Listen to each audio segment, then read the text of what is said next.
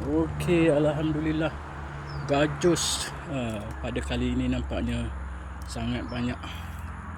Gajus masih putih lagi, agak-agak dalam 2 minggu lebih kurang dia jadi besar, dia jadi kuning. Gajus. Ini yang saya cakap, biji di luar, biji kacang gajus di luar. Ini dah kuning, tapi agaknya dia makan tupai kot. Habis tinggal biji dia dekat luar, biji tak makan pula. Dan satu lagi saya nak kongsi, itu dia jambu air.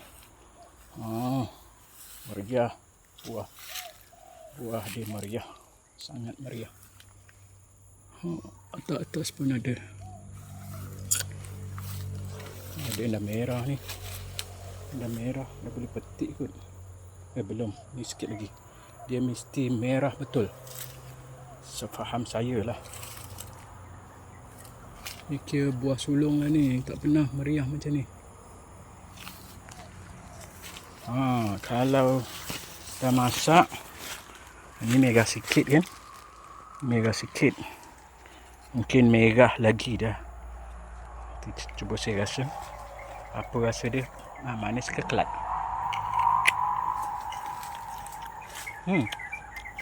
Manis juga, manis kelat lah, okey lah.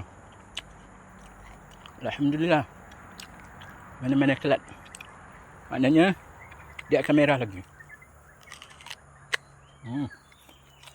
Boleh lah buat hilangkan haus.